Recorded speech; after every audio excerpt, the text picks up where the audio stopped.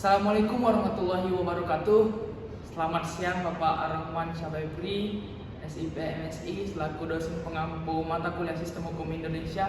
Sebelumnya perkenalkan, saya Muhammad Emir Nurdin dari kelas L4 Kampus Indralaya semester 2. Di sini saya akan mempresentasikan mengenai tugas rancangan masa depan saya. Oke, langsung saja.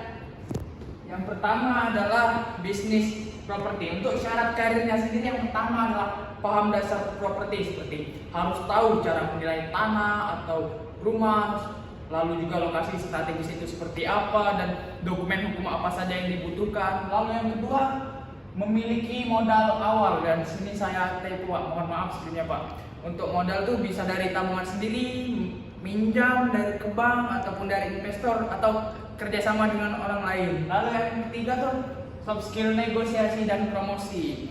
Nah, kita tuh juga untuk bisnis properti ini agar maju tuh harus bisa menawarkan harga, menjual rumah, dan meyakinkan para calon-calon pembeli rumahnya ini Pak, atau properti kita. Lalu yang keempat itu memiliki jaringan relasi, seperti kenal dengan notaris, kontraktor, agen properti, dan orang dinas pemerintahan ini untuk membantu kita mengurus izin. Lalu yang terakhir, memahami perihal perizinan. Semisalnya kita harus izin mendirikan bangunan, lalu juga memahami perihal tentang tata ruang, dan ini tuh juga jadi kelebihan kalau kita itu kuliah di administrasi publik, jadi memahami tentang kebijakan ataupun regulasi publik. Lalu selanjutnya analisis SWOT. Yang pertama itu adalah analisis strength atau kekuatan. Yang pertama, nilai properti meningkat seiringnya waktu. Oke, harga tanah dan rumah itu cenderung naik seiring waktu. Jika dibeli sekarang, kemungkinan besar di masa yang akan datang akan bertambah.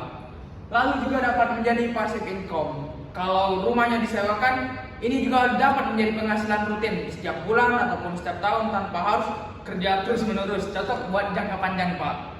Lalu yang terakhir, ketersediaan tempat tinggal. Siapa sih yang nggak butuh tempat tinggal, Pak? Semua manusia pasti butuh tempat tinggal, Pak.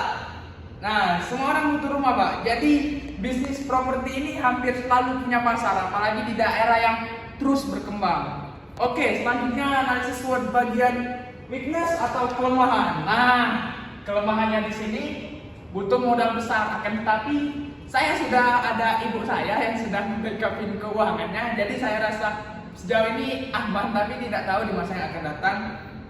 Lalu perizinan cenderung bisa rumit, mengingat jalur birokrasi di Indonesia itu rumit.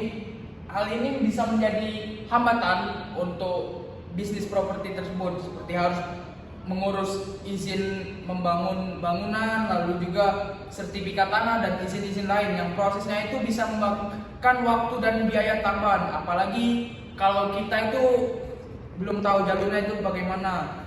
Lalu juga di sini resiko likuiditas atau sulit dijual cepat. Jadi rumah atau tanah tidak mudah kita jual dalam waktu cepat, apalagi saat ekonomi sedang lesu. Kalau butuh uang mendadak, properti di sini kurang fleksibel. Lalu selanjutnya kita ke bagian opportunities, peluang. Sekarang ini anak-anak Gen Z itu menyukai penjualan rumah minimalis, Pak. Jadi banyak orang, terutama generasi saat ini tuh suka dengan rumah kecil, praktis, dan terjangkau. Hal ini juga bisa disesuaikan dengan tren saat ini. Lalu juga untuk pertumbuhan perekonomian suatu tempat. Jadi daerah pinggiran kota ataupun daerah yang masih berkembang itu akan semakin ramai karena harga tanah di sini lebih murah, dan ini juga membuat peluang besar untuk membuat perumahan baru dan hal-hal lain juga seperti pedagang akan datang. Lalu juga dengan yang terakhir adalah sistem kredit pemilik rumah. Dengan konsep bank sekarang yang banyak menawarkan kredit kepemilikan rumah yang ringan, jadi lebih banyak orang dapat membeli rumah. Oke, untuk yang terakhir analisis SWOT, ancaman.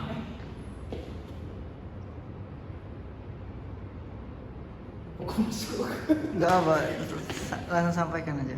Hah? Langsung sampein. Untuk ancaman, Pak, mohon maaf sebelumnya saya lupa memasukkan, Pak. Tapi di sini untuk ancaman itu terdapat 3 poin yang saya kaji, yaitu yang pertama adalah resesi ekonomi, saat ekonomi memburuk, banyak orang yang akan menunda membeli rumah. Akibatnya rumah atau properti ataupun sejenisnya tuh sulit laku dan harga pun dapat turun. Lalu juga dengan persaingan dengan developer besar tuh punya modal, jaringan dan promosi yang lebih kuat. Jadi mereka bisa menjual rumah dengan harga yang bersaing ataupun fasilitas yang lebih lengkap. Lalu yang terakhir, kebijakan tata ruang itu dapat berubah. Kadang pemerintah mengubah aturan penggunaan lahan, misalnya lahan yang dulu bisa dibangun rumah dan di masa yang akan datang menjadi zona hijau ataupun industri. Oke, selanjutnya tahapan atau target. Tahapan untuk jangka pendek ya tentunya dari kita itu harus mengikuti pelatihan dan seminar properti, bergabung komunitas properti, mencoba kerja atau magang di perusahaan properti, lalu mulai menjadi agen freelance untuk mencoba menjual beli rumah. Oke, selanjutnya tahapan jangka menengah. Dari kita tentunya setelah kita mencoba tahapan jangka pendek, kita harus terus berkembang, yaitu mencoba memahami semua izin rumah secara mandiri. Lalu juga kita dapat membentuk usaha dalam format CP ataupun PT, lalu juga kita dapat membangun dan meningkatkan portofolio kita untuk meyakinkan calon-calon pembeli kita, Pak. Oke, jangka panjang. Jangka panjang tentunya jika kita sudah membuat perusahaan sendiri, kita perlu memperluas bisnis, meningkatkan brandingan kita sendiri, lalu juga menjadi developer rumah. Seperti kalau di Palembang itu namanya Citra Land atau Citra Grand City ataupun sejenisnya perumahan yang besar, Pak.